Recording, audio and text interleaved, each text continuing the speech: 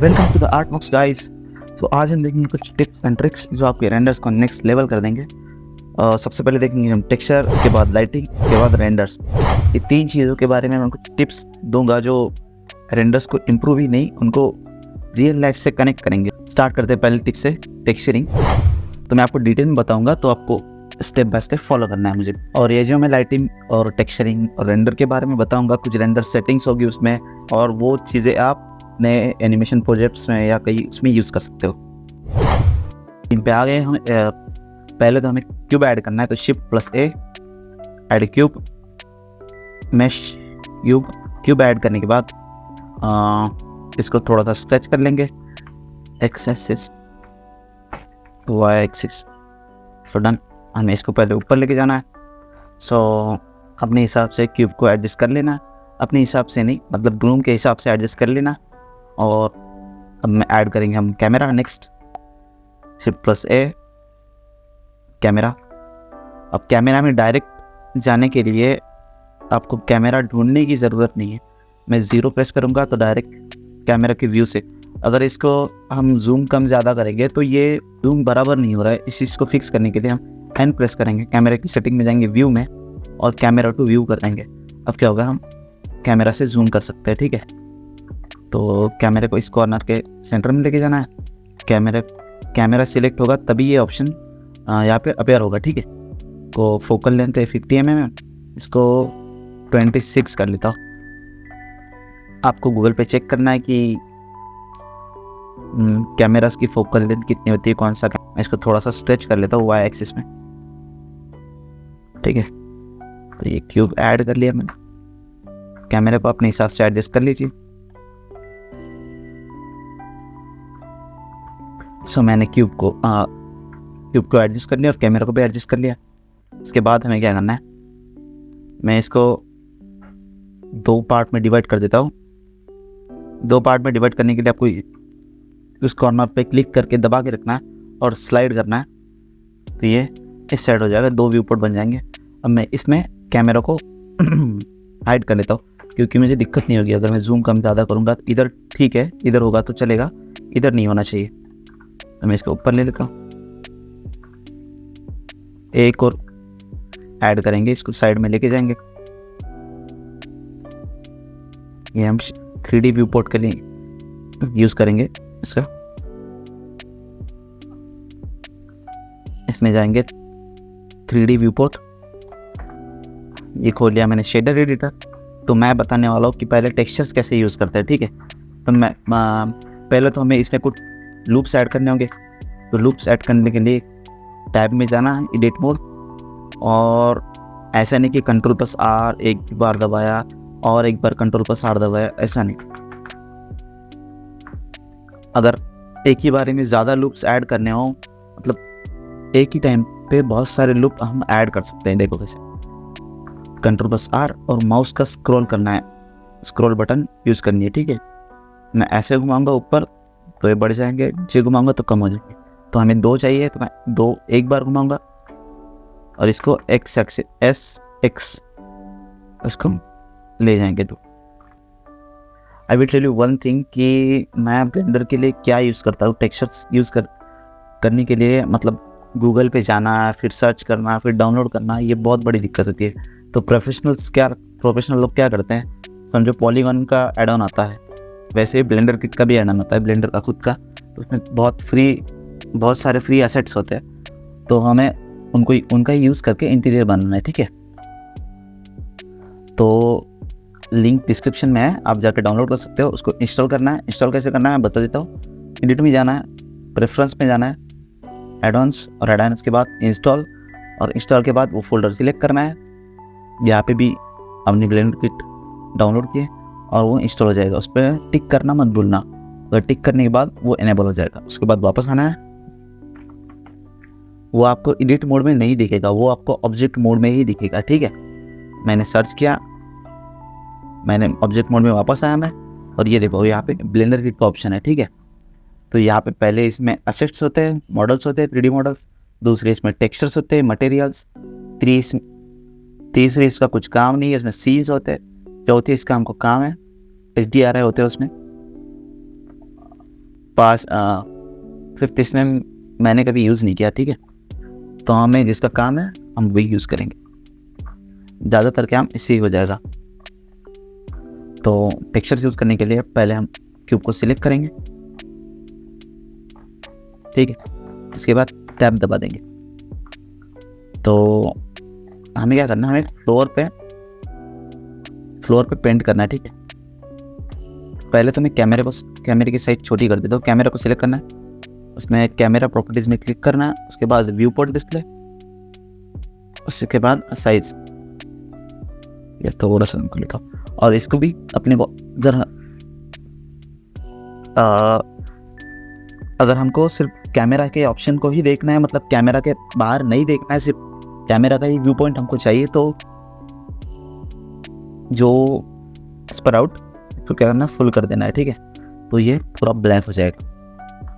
थोड़ा सा इसको कम जूम कर लेता हूँ, ठीक है। इसके बाद हम वर्क करेंगे। एडिट मोड में वापस आया मैं। हमें क्या करना है,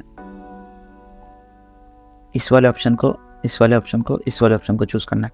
पहले तो हमें व्यू पोर्ट शेडिंग में जाना है, ठीक है। यहाँ पे हम टेक्सचर देख सकते हैं। तो कभी भी व्यू पोर्ट शेडिंग मतलब फाइनल रेंडर की स्टेज में जाके टेक्सचर्स को वॉच मत कीजिए, क्योंकि वहाँ पे पीसी पे भी लोड आता है, वर्क करने में भी दिक्कत आती है। तो इसका सोल्यूशन है, कीजिए। मैंने पहले 3 चीज़ें सिलेक्ट की, सेंटर वाला सिलेक्ट किया। उसके बाद अगर मुझे सेम ऑप्शन सिलेक्ट करना है एक ही क्यूब में, तो मैं इसको सिलेक्ट करूँगा और जो इसके जैसे जो नॉर्मल्स होंगे वो सिलेक्ट हो जाएंगे। मैं Shift+G और नॉर्मल पे सिलेक्ट कर देना है, तो नीचे के फेसेस सब सिलेक्ट हो गए, ठीक है। मटेरियल पे जाऊँगा, न्यू मटेरियल क्रिएट कर दूँगा, ठीक है। मटेरियल इसको नाम दे दूँगा। इसको नाम नहीं दिया तो भी चलेगा, ठीक है। अब मैं एडिट मोड से बाहर चला जाऊँगा, ब्लेंडर किट, मटेरियल पे सर्च करेंगे हम फ्लोर, ठीक है। फ्लोर, अब जो फ्लोर आपको सही लगे, जो टेक्सचर सब सही लगे, वो ऐड कर सकते हो, ठीक है। आई एम यूजिंग दिस तो गुड। तो इस पर क्लिक करेंगे, ये डाउनलोड होगा। फिर क्यूब को सिलेक्ट करेंगे, क्यूब टैब में जाएंगे, ठीक है। अब क्या करना है, इसको और फिर से सिलेक्ट करना है, Shift+G और नॉर्मल, और इसको असाइन कर देना है। ये हो गया ऑप्शन। अब हमको वॉल को सिलेक्ट कर देना है, ठीक है। सेम तरीके से हमको वॉल को सिलेक्ट करना है। हम वॉल को भी वैसे ही कलर करेंगे, हम वॉल को भी वैसे ही टेक्सचर अप्लाई करेंगे। वॉल ये मैंने सिलेक्ट कर ली, और ये दिस वन,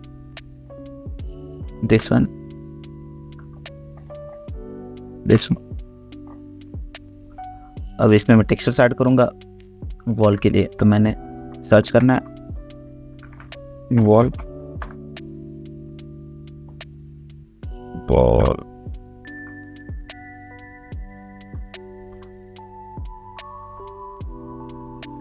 इसमें मुझे क्या करना है, ये मैंने सिलेक्ट कर दिया। सो इसको मैं असाइन कर दूंगा, तो नीचे का गायब हो जाएगा, ठीक है। So done. तो मैं आपको एक बात बताना भूल गया, अगर मैंने इसको सिलेक्ट किया है, नीचे के फ्लोर को सिलेक्ट किया है, तो मुझे फ्लोर को सिलेक्ट करने के बाद मुझे इस वाले प्लस के आइकॉन पे क्लिक करना है, ठीक है। उसके बाद क्या होगा, ये उसको टेक्सचर्स में ऐड करता जाएगा। एक ही क्यूब में हम डिफरेंट टेक्सचर्स ऐड कर सकते हैं, तो ये क्यूब को मतलब टेक्सचर्स को ऐड करता जाएगा। तो that's why this is wall floor. अब हो गया, अब रूफ की तरफ जाते हैं। अभी रूफ को भी वैसे सिलेक्ट करना है, ऊपर इसको सिलेक्ट करना है, फेस को Shift+G नॉर्मल। अभी मैं प्लस के आइकॉन पे क्लिक कर दूंगा। उसके बाद हम वापस टेक्सचर्स में जाएंगे यहाँ पे, और रूफ सिलेक्ट करेंगे। रूफ को सिलेक्ट करने के लिए रूफ अपने हिसाब से आप चूज कर सकते हो। तो ये कुछ डाउनलोड करेगा।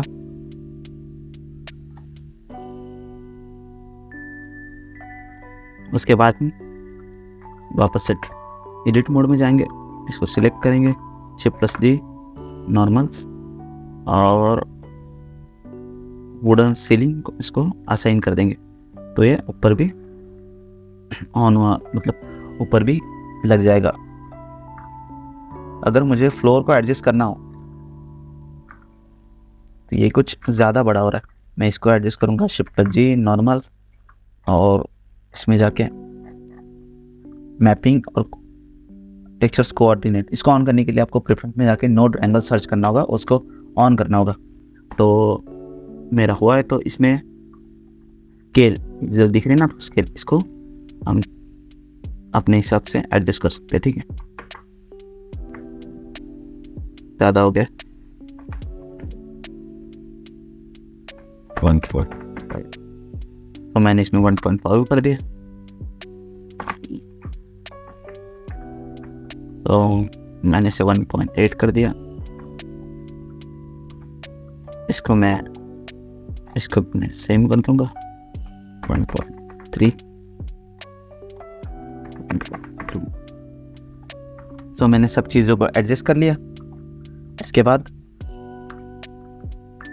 मुझे एक वॉल बनानी है, तो मैं इस फेस को डिलीट कर दूंगा। एक्स से डिलीट होता है किसी भी चीज़ को, फेस, एजेस, वर्टिसेस और किसी भी चीज़ को हम डिसॉल्व या डिलीट कर सकते हैं। तो मैंने एक्स दबाया, फेस और डिलीट, ठीक है। इसके बाद मैं कुछ विंडोज़ की रेफरेंस लेता हूँ जो वुडन की बनी होती है, तो मैं उसको बना लेता हूँ, ठीक है। So just I create my window. तो इसमें भी मैं अपने टेक्सचर्स अप्लाई कर दूंगा सेम तरीके से। वुडन पेंट सर्च किया मैंने, वुडन, ये आ गए हमारे साथ वुडन। मैं रेंडर प्रॉपर्टीज में जाके दिखाता हूँ। तो रेंडर सेटिंग, ये कुछ मेरे रेंडर की सेटिंग है जो यूज करता हूँ। तो आपको इसका स्क्रीनशॉट लेके आपको सेम इसी तरह आपके रेंडर व्यूपोर्ट सेटिंग में भी कर लीजिए, ठीक है।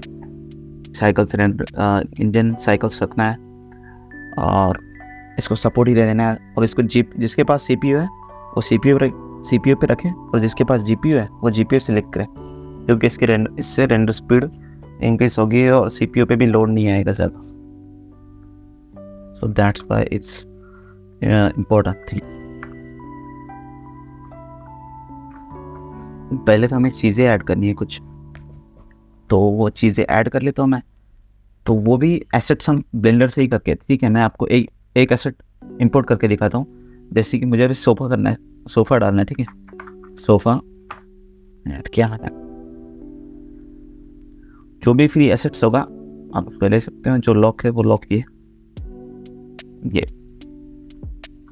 जैसे कि मैंने ये सोफ़ा ऐड किया। अब उसी तरह कोई भी एसेट्स ऐड कर सकते हो।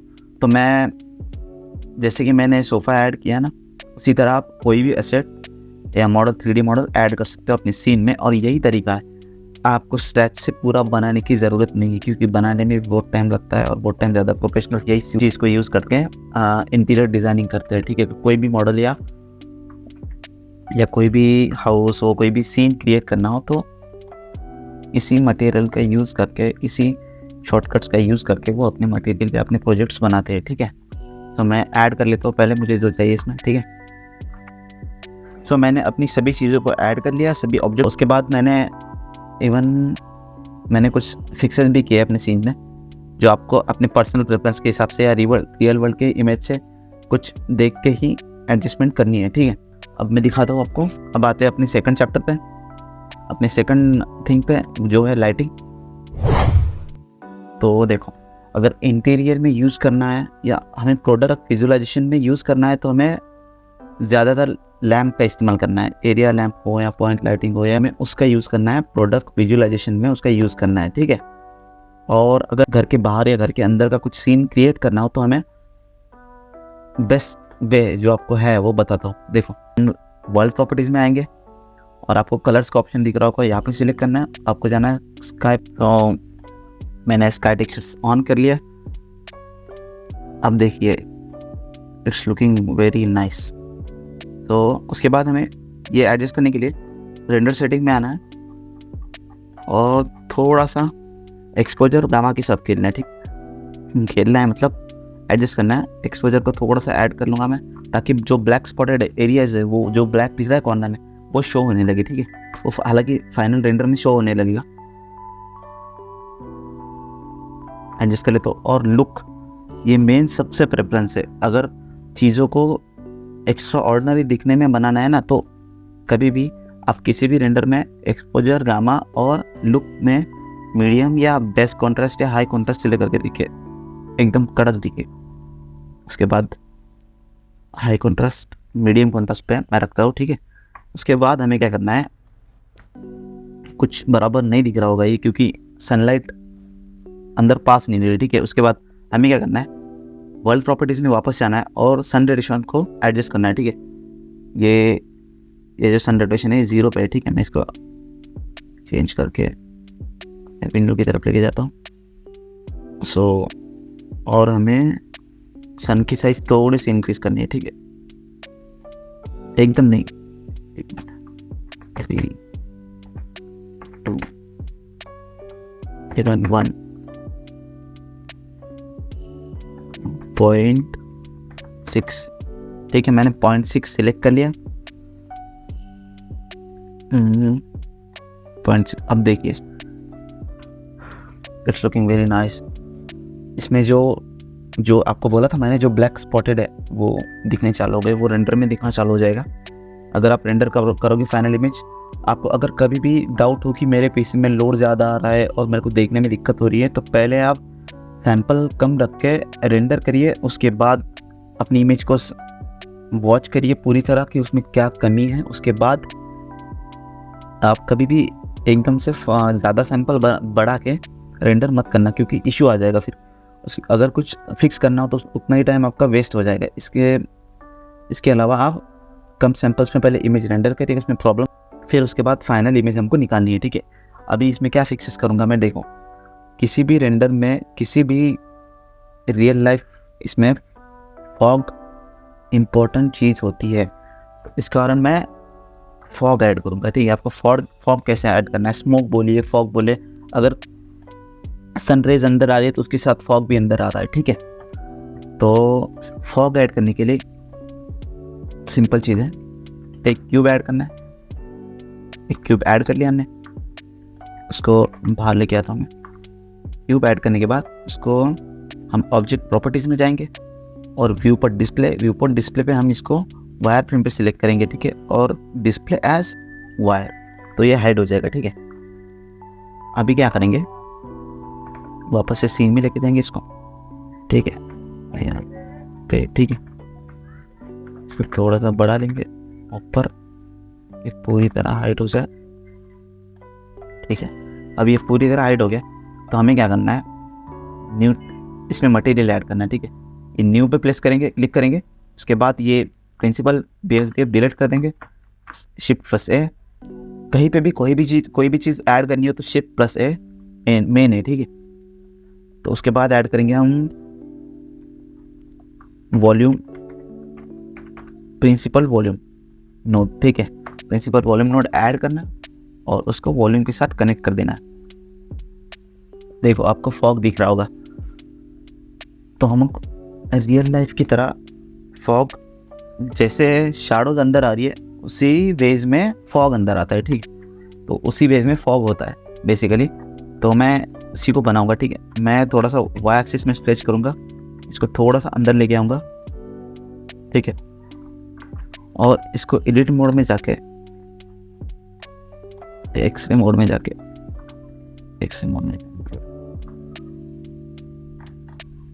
इस फेस को सिलेक्ट करूंगा, इस फेस को छोटा करूंगा, इसको यहाँ पे लेके जाऊंगा कॉर्नर में, क्योंकि रेस तो वैसे आ रही है ना, सन का रोटेशन ही वैसा है, ठीक है। मैं यहाँ पे लेके गया, देखो अब पूरा। तो हमें इसमें एडजस्टमेंट करने के बहुत सारे ऑप्शन होते हैं। डेंसिटी, तो हम पहले डेंसिटी को थोड़ा सा कम करेंगे, ठीक है। अगर ये ज़्यादा फास्ट है, कम ज़्यादा हो रही है ना, तो हमें इसको बिल्कुल सिंपल वे में कम करना है। तो शिफ्ट प्रेस करके हमको माउस के बटन को क्लिक करके स्क्रॉल करना है, तो ये धीरे धीरे कम हो जाएगा, ठीक है। तो ये मैं थोड़ा सा कम कर लेता हूँ, एकदम कम, ठीक है। तो एसिडोट्रॉपिक फिल्टरिंग, इसको भी हम कम करेंगे, ठीक। अपने हिसाब से हम एडजस्ट कर सकते हैं, एडजस्ट करके देखना है, ठीक है। एमिशन स्ट्रेंथ, ये मतलब रोशनी की तरह हो गया, ठीक है। मैं इसको अगर बढ़ा दूंगा तो ये पूरा रोशनी हो जाएगा, ठीक है। इसको हमें क्या करना है, कम ही रखना है या 0 पे ही रखना है मेनली। ज़्यादातर ये लाइटिंग में यूज़ होता है, किसी कलरफुल लाइटिंग को हमें ब्राइट करना है तो लाइट्स मतलब लाइट सीन में यूज़ करना है तो हम एमिशन का यूज़ कर सकते हैं। तो इसको अगर स्मूथ करना है तो क्या करेंगे, ठीक है। इसको स्मूथ करना है तो एसिडोट्रॉपिक फिल्टरिंग ही यूज़ करना पड़ेगा।